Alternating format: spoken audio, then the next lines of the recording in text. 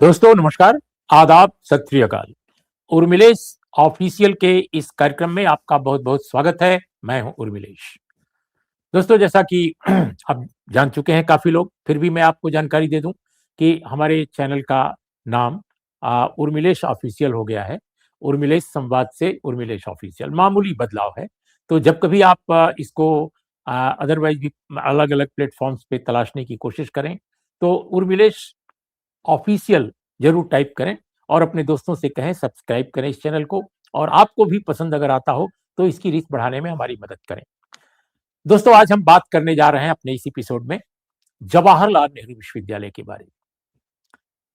जवाहरलाल नेहरू विश्वविद्यालय में काफ़ी समय से छात्रों का असंतोष था और उन्होंने बहुत ही शांतिपूर्ण लोकतांत्रिक तरीके से अपनी आवाज़ भी उठाई, लेकिन इतना दमन उन पर किया जा रहा है जिसकी कल्पना नहीं की जा सकती है। बेवजह कल इस तरह का दमन दिल्ली जैसी जगह में जो देश की राजधानी है, वहाँ पर भी एक देश का सबसे महत्वपूर्ण विश्वविद्यालय जिसकी गणना, जिसकी गिनती टॉप 5 में आती है, मतलब कई बार नंबर 1 कई बार नंबर 2 भी होता है, लेकिन टॉप 5 में हमेशा रहता है जेएनयू।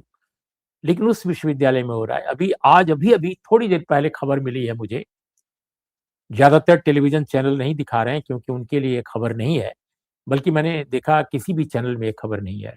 हाँ, वेबसाइटों पे खबर आ रही है कि जवाहरलाल नेहरू विश्वविद्यालय की स्टूडेंट्स यूनियन की प्रेसिडेंट अदिति मिश्रा सहित तकरीबन 40-50 वहाँ के स्टूडेंट एक्टिविस्ट को पुलिस ने हिरासत में ले लिया है और कहीं दूर किसी थाने में ले गई है या पता नहीं कहाँ ले गई है। हमको उसकी जानकारी अभी तक नहीं है, कोई प्रामाणिक जानकारी प्रसारित भी नहीं की गई है, लेकिन उनको हिरासत में ले लिया गया है, इतनी हमें जानकारी ज़रूर है। दूसरी तरफ कुछ ही समय पहले जवाहरलाल नेहरू विश्वविद्यालय एडमिनिस्ट्रेशन ने अदिति मिश्रा सहित 5 नेताओं को छात्र संघ के, जिनमें 4 मौजूदा निर्वाचित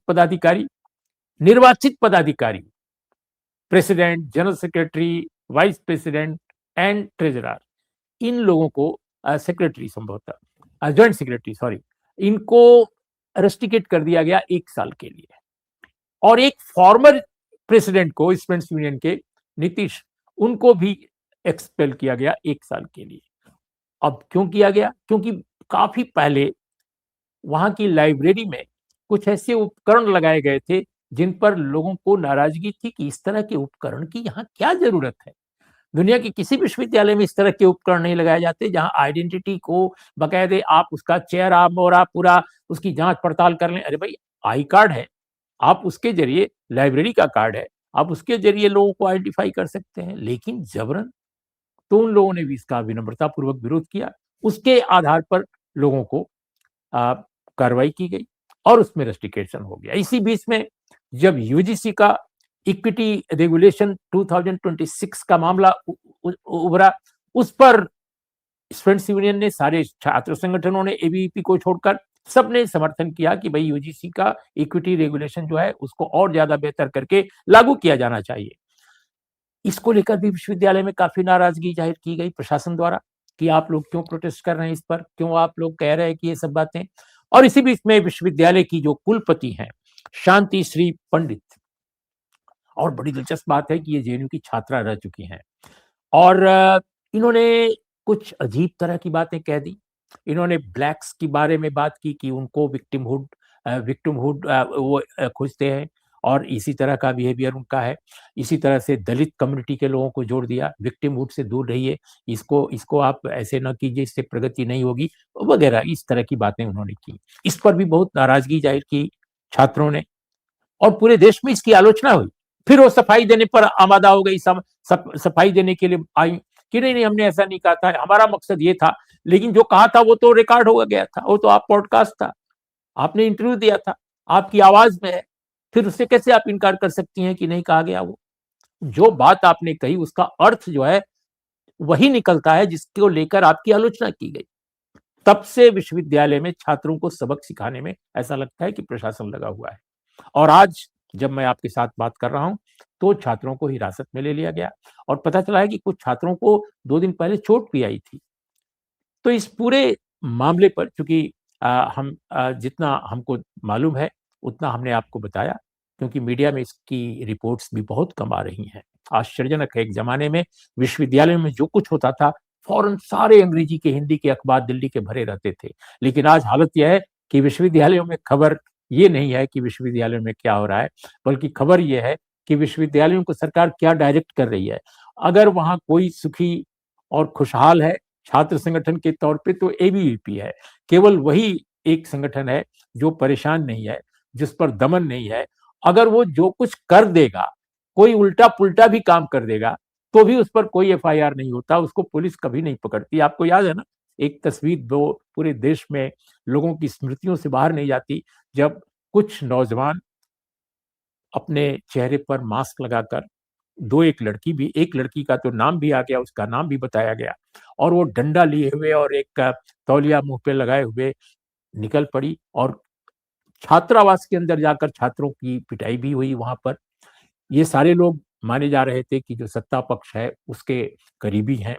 छात्र संगठन के तौर पे ऐसे छात्र संगठनों से वो जुड़े या उनके सिम्पैथाइज़र हैं, जिनका संबंध सत्ता पक्ष से है, लेकिन कुछ भी नहीं हुआ। किसी के ऊपर कोई केस नहीं हुआ, लेकिन छात्रों में कई ऐसे हैं जिन पर आज भी केसेज़ हैं उस समय के। और उमर खालिद तो न जाने कितने साल से, 5 साल से ऊपर हो गया, जेल में बंद है। हालाँकि वो दूसरे केस में बंद कराए गए हैं, लेकिन छात्र वहीं के हैं। तो इन सभी इश्यूज़ पर मैंने सोचा कि क्यों ना हम ऐसे से बात करें, जो हमसे आपसे बहुत ज़्यादा जानते हैं जेएनयू के बारे में, और जेएनयू में जो चल रहा है, जेएनयू को जिस तरह डिस्ट्रॉय किया जा रहा है, छात्रों की क्या नाराज़गी है, किन मुद्दों को वो उठा रहे हैं, वो क्या चाहते हैं, और विश्वविद्यालय प्रशासन सरकार के निर्देशानुसार, सरकार के डिक्टेट के अनुसार कैसे उनके साथ अनडेमोक्रेटिक तरीके से बिहेव कर रहा है। और आज की जो घटना घटी है, यानी 3 पहलू हम बात करेंगे, इन तीनों पहलुओं पर। आज की जो घटना घटी हो क्या है? हमारे साथ मौजूद हैं एन साई बालाजी, जो छात्र संघ के पूर्व अध्यक्ष रह चुके हैं जेएनयूएसयू के। बालाजी, आपका बहुत-बहुत स्वागत है हमारे इस कार्यक्रम में।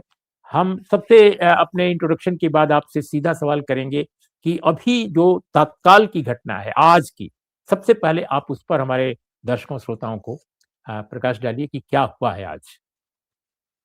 जेएनयू वाइस चांसलर अपने पॉडकास्ट में जो बातें उन्होंने बोला, खासकर दलित और ब्लैक्स एक तरीके का ड्रग की तरह लेके विक्टिमहुड को लेके चलते हैं, इसने एक साफ तरीके का मानसिकता जो आरएसएस के लोगों का, और वो ये बात कहती है कि मैं आरएसएस की हूँ, आरएसएस का इंक्लूसिव विचारधारा मेरे अंदर है। और वो कहते कहते क्रोनोलॉजी में उसने बोला यूजीसी इक्विटी रूल्स जो सुप्रीम कोर्ट के निर्णय के बाद आए और फिर उसको स्टे कर दिया गया, वो होने नहीं चाहिए, वो भेदभाव पैदा करते हैं। और कहते कहते उन्होंने दलितों के बारे में, ब्लैक्स के बारे में बात बोली। इससे पहले जैसे आपने अपने इंट्रोडक्शन में बोला, एक रस्टिकेशन का मसला ऑलरेडी था कैंपस के अंदर, गवर्नेंस का मसला था, वाइस चांसलर के रवैया का मसला था। बट ये सारे चीजों को देखते हुए जो बयान उन्होंने दिया, अब हम पहले तो आश्चर्य हुए, क्योंकि ये कोई और यूनिवर्सिटी के वाइस चांसलर नहीं है, ये जेएनयू के वाइस चांसलर है, जेएनयू से पढ़ी हुई वाइस चांसलर है, और अपने आप को हर जगह पे सामाजिक न्याय की चेहरे के रूप में कहती रही, और कहती रही कि मैं तो सब चीज जानती हूँ। और जिस ब्राह्मणवाद और मनुवाद की बात हम छात्र कहते हैं, उस तरीके का फिलॉसफी को उन्होंने अपने बातों से इसको प्रकट किया। हम हैरान हुए, हमको लगा कि अगले दिन कुलपति इसको माफी मांगेंगे, इसको हटाएंगे, कहते हैं कि हमारे शब्दों को हम वापस ले रहे, गलती हुआ ना। उन्होंने ये बात नहीं बोला। उन्होंने बोला कि मुझे मिसकोट किया जा रहा है, मैं इस तरीके की बात नहीं, कोई और बोला उस बात को मैं बोल रहा हूँ। इसका मतलब अपने आप को डिफेंड कर रही थी। सबसे शर्मनाक और भयानक बात हमको इसमें ये लगी, ना मिनिस्ट्री ऑफ एजुकेशन से, ना बीजेपी या इंडिया के कोई भी दल का पार्टी हो, उन्होंने वाइस चांसलर के बात को खंडन नहीं किया। मैं यूजीसी इक्विटी गाइडलाइंस रूल्स जब आए थे तब ले जाता हूं, जब धर्मेंद्र प्रधान डिफेंड कर रहे थे इसको, और उनके जाति को लेकर जितने सारे सवाल उठे थे, बीजेपी ने उनको खंडन नहीं किया, इंडिया के कोई भी पार्टी ने उसको कॉल आउट नहीं किया। प्रधानमंत्री के जाति को लेकर भी इसी तरीके का बात आई।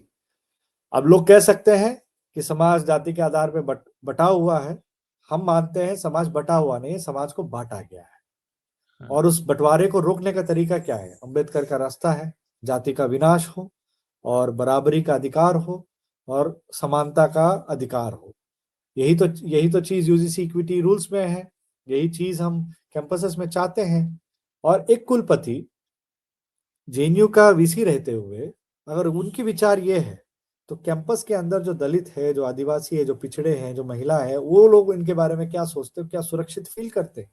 इस संदर्भ में आज मिनिस्ट्री ऑफ एजुकेशन पे एक मार्च था, ये मांग करते हुए कि ये वाइस चांसलर फिट नहीं है, अगर किसी की रस्टिकेशन होनी है तो इनकी रस्टिकेशन होनी है, इनको हटाइए। बहुत मजेदार बात है, इस यह सिलसिले कितने में उन्होंने कितने दिल्ली बजे को, की बात है? ये कितने बजे की बात है? कितना वक्त था उस समय जब ये घटना, ये प्रोटेस्ट मार्च निकल रहा था? ये आज 3 से 4 बजे के बीच की बात है, जब मार्च निकली। लोग अपने हाथ में अंबेडकर का फोटो, पोर्ट्रेट लेके चल रहे थे। शर्मनाक की बात है, ये तो आने वाले मीडिया साथी कितना इस पे देखेंगे। हम जो छात्रों ने इसको देखा और हम लोगों को बताया, पुलिस ने छात्रों को पीटा तो पीटा, अंबेडकर के प्रतिमा को भी उन्होंने पीटा है और उसको तोड़ा है, और जूते से, लाठी से। ये वाला दिन शायद किसी ने नहीं की उम्मीद की होगी कि जब छात्र चल रहे हैं कि एक दलित विरोधी, दलित के खिलाफ टिप्पणी की हुई वाइस चांसलर की इस्तीफा की मांग कर रहे हैं, और दिल्ली पुलिस वो मार्च को फैसिलिटेट करने के बजाय उसी मार्च को रोक के उस छात्रों को पीटा गया। अभी भी 50 से 60 छात्र, जब मैं इस समय हमारी वीडियो रिकॉर्ड हो रही है, अभी भी पुलिस थाने के अंदर है। पुलिस डरा रही है कि उनको हिरासत में लेगी। छात्रों ने बोला हिरासत में लेना तो लीजिए, हमने कोई गलत काम नहीं किया है, हम अंबेडकर के साथ खड़े हैं। अगर आप हमें हिरासत में लेंगे तो साफ है कि आप किन की तरफ खड़े हैं, आप मनुवाद की तरफ खड़े हैं या अंबेडकरवाद की तरफ खड़े हैं।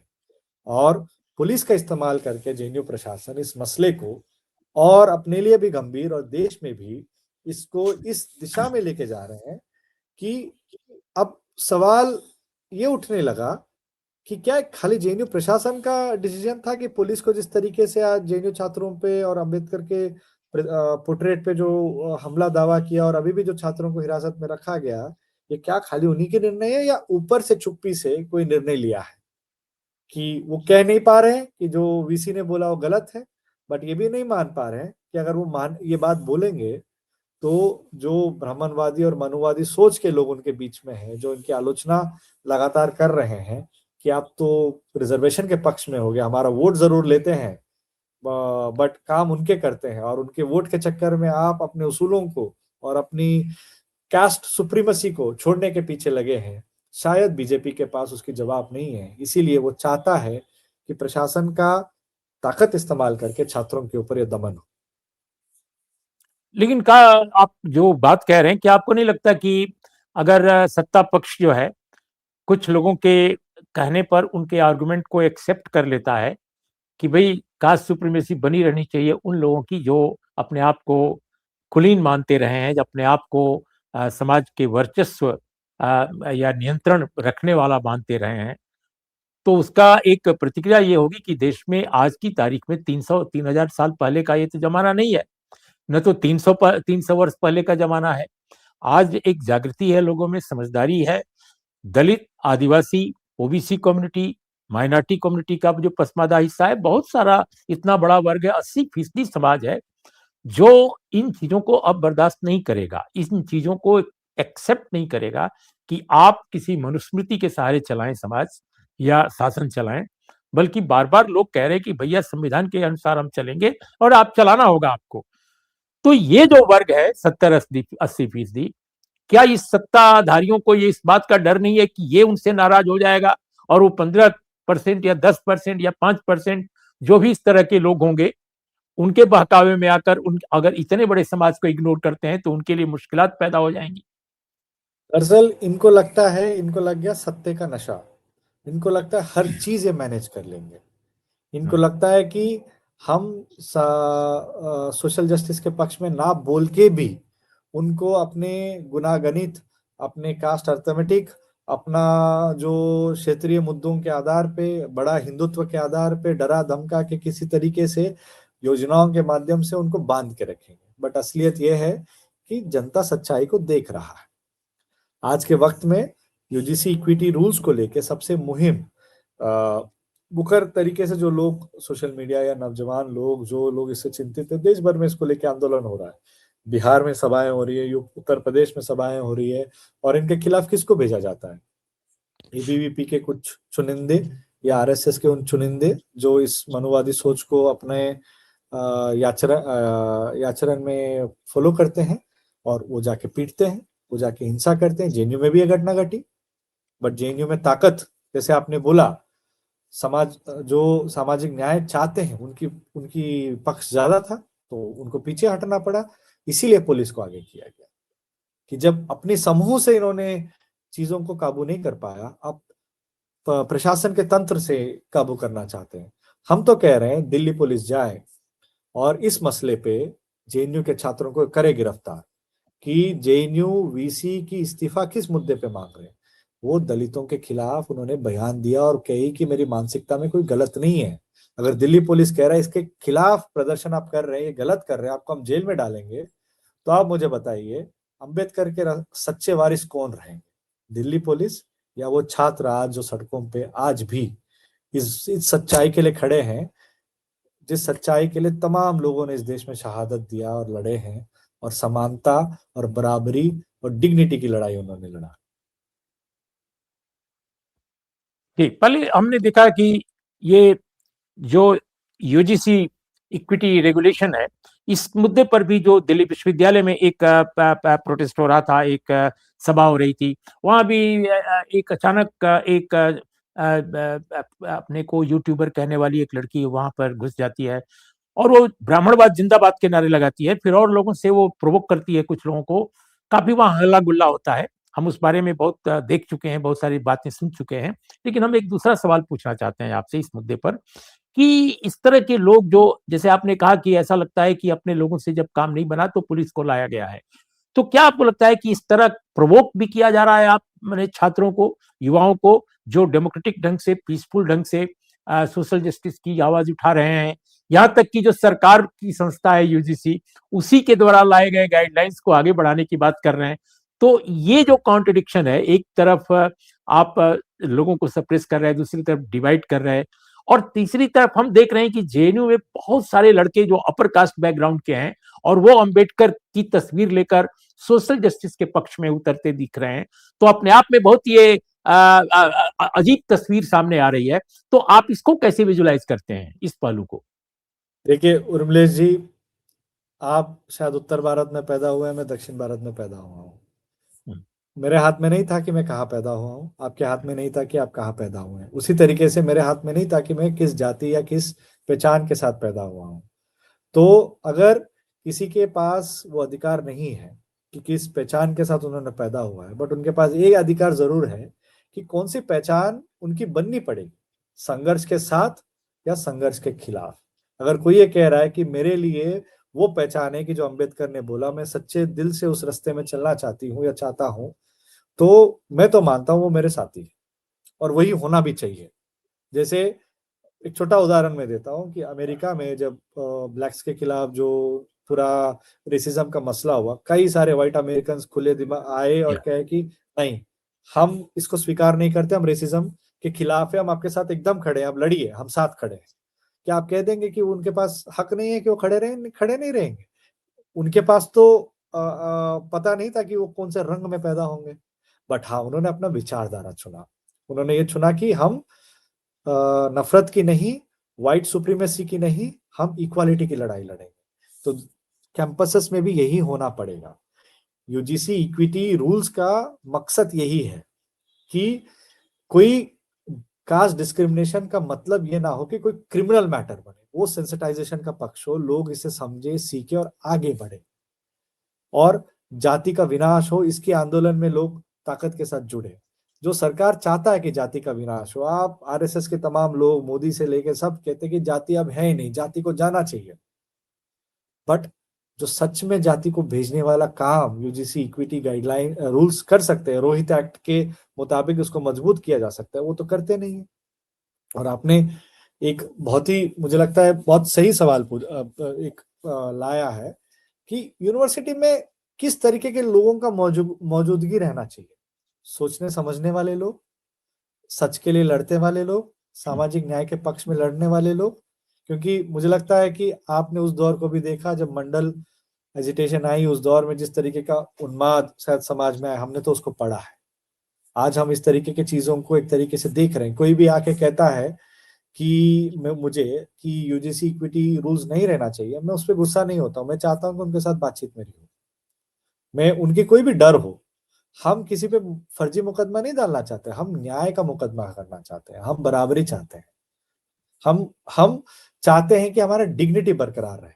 कोई क्लास में ये हिम्मत ना करे कि अरे तुम नीचे जाति से आते हो, तुम्हारे जीवन की शैली ऐसी है। जो आज हमारे जेएनयू वीसी ने उस कुर्सी में बैठ के दलितों के बारे में जो बोला, ये नौबत ना है कोई यूनिवर्सिटी को, क्योंकि वो तो खुद ही प्रूव कर रही है, वो खुद ही प्रूव कर रही है कि यूजीसी इक्विटी रूल्स क्यों होना चाहिए।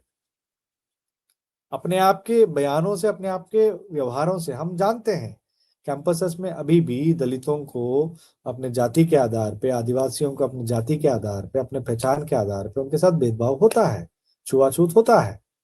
अब उसको रोकेंगे कैसे? उसको तभी हम रोक पाएंगे जब ऐसा प्रावधान हो, संविधान में लिखा हुआ चीज आर्टिकल 14 का किस तरीके से वो जमीनी हकीकत में लागू हो सकता है। हमें लगता है यूनिवर्सिटियों के अंदर वो बेहतर तरीके से यूजीसी इक्विटी रूल्स जो रोहित एक्ट के मुताबिक उसको बनाने से होगा, वही एक तरीका है। एक बात और जानना चाहते थे कि जेएनयू में पहले होता यह था कि जब छात्र जो है किसी जेन्युइन इशू को लेकर आगे बढ़ते थे और उन पर एडमिनिस्ट्रेशन का या सरकार की तरफ से कोई दमन होता था, तो टीचर्स यूनियन भी साथ आ जाती थी, जो वहां पे जेनुटा कहलाता है, जेएनयूटी है। तो अभी जो जेएनयू है, बताते हैं लोग कि फैकल्टी का काफी स्वरूप बदल गया है। तो क्या अभी भी जेनुटा छात्रों के इस तरह के इश्यूज पर साथ आता है या बिल्कुल खामोश हो जाता है? नहीं, जेएनयूटी एकदम जेएनयू छात्रों के साथ है। इस बीच में जितने सारे आंदोलन हुए, जेएनयू टीचर्स एसोसिएशन जेएनयूटीए उनके साथ रहा है, स्ट्राइक में भी। इससे पहले जो पब्लिक मीटिंग हुए हैं और आज भी जब हमारे छात्र साथी पुलिस स्टेशन में जूझ रहे हैं, टीचर आज जेएनयू गेट में मौजूद है उनके समर्थन हम्म, में। हम्म। संख्या भले ही घट गया होगा, क्योंकि आप जानते हैं अब पॉलिटिकल अपॉइंटमेंट्स आइडियोलॉजी के बेसिस में जेएनयू डीयू और संस्थानों में होने लगी। बट हाँ, उनके अंदर भी ये चीज समझ में आ रही है कि जिस तरीके के लोग अब बैठे हैं वो भी सुरक्षित नहीं है। हाँ, अब बिल्कुल। आप सोचिए, बिल्कुल। अब सोचिए जिस दलित आदिवासी पिछड़े लोग जो जिन्होंने अपॉइंट किया होगा, ये बयान सुन के उनके मन में क्या बीत रहा होगा। या मैं तो यही सोचता हूँ। हमेशा लोकतंत्र में बातचीत का रास्ता, एक एक दूसरे को समझने का और समझाने का रास्ता खुली रहनी चाहिए।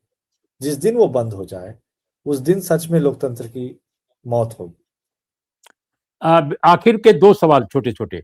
एक तो ये कि अभी हम देख रहे हैं, कुछ दिन पहले यूथ कांग्रेस के लोगों को गिरफ्तार किया गया, और जिस तरह गिरफ्तार किया गया, उनको जिस तरह खोज खोज कर पकड़ा गया, उनके लिए शब्दों का इस्तेमाल जो किया गया, जो आमतौर पर टेररिस्ट के लिए किया जाता है, कि इसके पीछे मास्टरमाइंड कौन था, इसके पीछे मॉडस ऑपरेंडी क्या था। आई मीन, इस तरह के वर्ड्स जो यूज किए गए, उनके एक्टिविज्म, ठीक है, उनके एक्टिविज्म से आप सहमत हो असहमत हो अलग मुद्दा है। ये भी बात बहुत सारे लोगों को आई कि भाई वो एक इंटरनेशनल कॉन्फ्रेंस थी, जो आर्टिफिशियल इंटेलिजेंस जो इम्पैक्ट समिट है, तो वहाँ ये क्यों किया गया। लेकिन उन्होंने जायज ठहराया, अपने जो करने वाले प्रदर्शन थे, उन्होंने कहा कि हमने कोई तोड़फोड़ नहीं की, हम पूरी तरह गांधीवादी अहिंसक ढंग से अपनी बात कह रहे थे। और टी शर्ट उतारने का जहां तक प्रश्न है, वो पूरी दुनिया में ऐसा होता है, कोई ऐसा नहीं। यहाँ तो आरएसएस बीजेपी समर्थित जो लोग हैं, हरियाणा में अनिल विज जी की अगुवाई में ऐसा किया था, एक बार किसी प्रोटेस्ट किया था सड़क पर, तो उन्होंने इस तरह की बात कही। लेकिन हम देख रहे हैं कि पुलिस ने उनको भी पकड़ा, उनके साथ भी बहुत कड़ाई से उनका वो था, खींच कर ले जाना। अभी जेएनयू में भी बहुत सारे लड़के लड़कियों को पुलिस खींच कर ले गई थी, ऐसी तस्वीरें आ रही हैं, हमने देखी हैं कुछ तस्वीरें। तो ये जो स्टूडेंट्स के साथ हो रहा है या युवाओं के साथ हो रहा है, खासकर जो असहमत लोग हैं, जो सरकार की आलोचना करने वाले लोग हैं, तो क्या ये एक नया पैटर्न आपको दिख रहा है, एक एक बिल्कुल अलग ढंग का पैटर्न? पैटर्न पहले से था, अब वो पैटर्न मजबूत होते हुए दिख रहा है।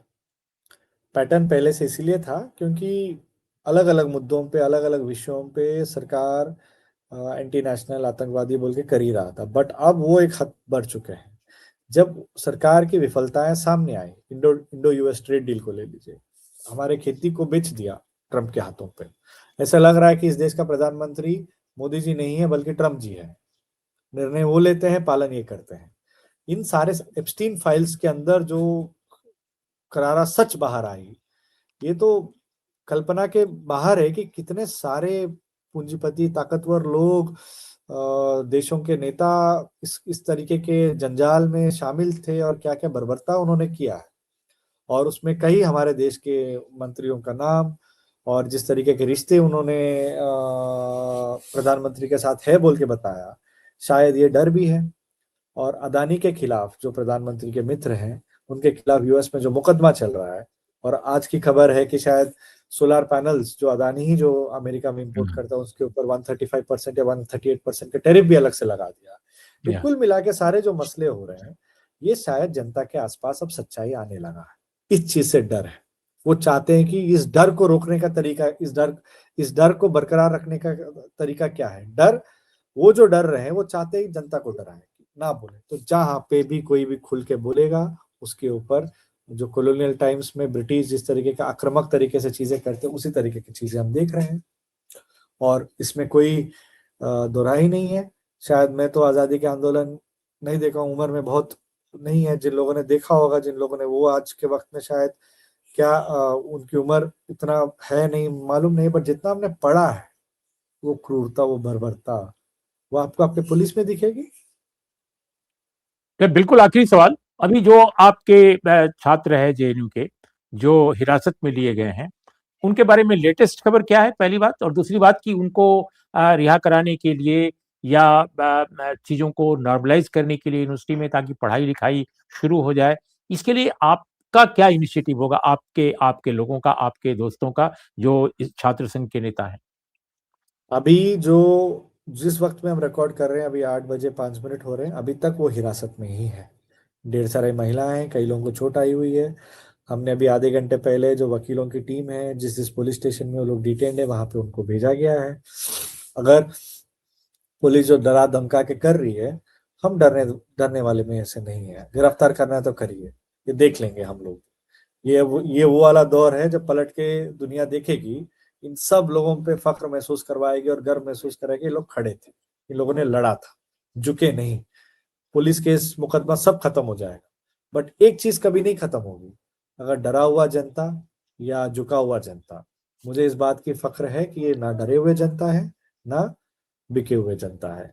हाँ, बात की तनाव की, करियर की, जाहिर सी बात है, बट लोकतंत्र को बचाने से बड़ा करियर और क्या हो सकता है कोई छात्र के लिए या कोई स्टूडेंट के लिए, उनके एक्टिविस्ट के लिए। मुझे लगता है कि वो उस जिम्मेदारी को आज के छात्र और युवा निभा रहे हैं। और जेएनयू की स्थिति थोड़ी जटिल है अभी। हम तो यही पुलिस और मीडिया के माध्यम से पुलिस को, और पुलिस को भी यही बता रहे हैं कि जो जिनको आपने डिटेन किया उनको वापस ले आइए, तभी चीजें शांत होगी, तभी चीजें एस्केलेट अननेसेसरी नहीं होगा। इसी का बस इंतजार में हम लोग। Do you think vice chancellor क्या ये अपील करेंगी कि पुलिस उनको छोड़े, उनके छात्रों को? एक जमाना था नहीं, जब उन्होंने कई खुद यूनिवर्सिटीज में, या कई यूनिवर्सिटीज में हमने देखा है कि वाइस चांसलर अपने छात्रों की गिरफ्तारी के बाद स्वयं अपील करते थे कि प्रशासन उनको छोड़ दे। इन्होंने तो खुद अपील किया कि इनकी गिरफ्तारी करें। तो हम तो जानते हैं, इनकी डीसीपी की मीटिंग वाइस चांसलर से कई बार हुई है, और उस मीटिंग में क्या क्या बातें हुई है, तो हम तो सच्चाई जानते हैं। तो ये तो खुद ही इसको करवा रही है, तो हम इसके लिए क्या ये बोले।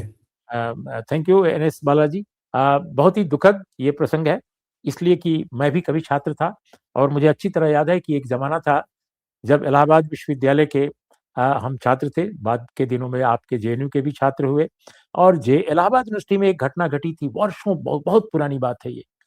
उस समय वाइस चांसलर तो नहीं खैर बोले, लेकिन सारा वहाँ के टीचर्स जो हैं, और वाइस चांसलर भी सहमत हो गए शायद, लेकिन टीचर्स कम्युनिटी, जो रिटायर्ड प्रोफेसर्स थे, सबने अपील की पूरी सरकार से कि छात्रों को छोड़ा जाए, और फिर नैनी जेल से छात्रों को रिहा करने का सिलसिला चल पड़ा था। एक जमाना था जब फिराक साहब, जो जिनका नाम रघुपत साहब फिराक, देश के जाने माने शायर, वहाँ के रिटायर्ड प्रोफेसर, वो सड़क पर आ गए थे छात्रों के हक में, प्रशासन के खिलाफ। तो वो दौर भी हम लोगों ने देखा है। अब देखना है कि आज के दौर में डेमोक्रेसी को, और जो सामाजिक न्याय का की आवाज जो उठ रही है, इसके पक्ष में कितने लोग जुड़ते हैं, कितने लोग आगे आकर अपनी बात कहते हैं। इन्हीं शब्दों के साथ दोस्तों, आपका बहुत बहुत धन्यवाद, शुक्रिया। आपने हमारा कार्यक्रम देखा, हमें जरूर बताइएगा कैसा लगा कार्यक्रम। शुक्रिया एनएस बालाजी, आपका बहुत बहुत बहुत धन्यवाद।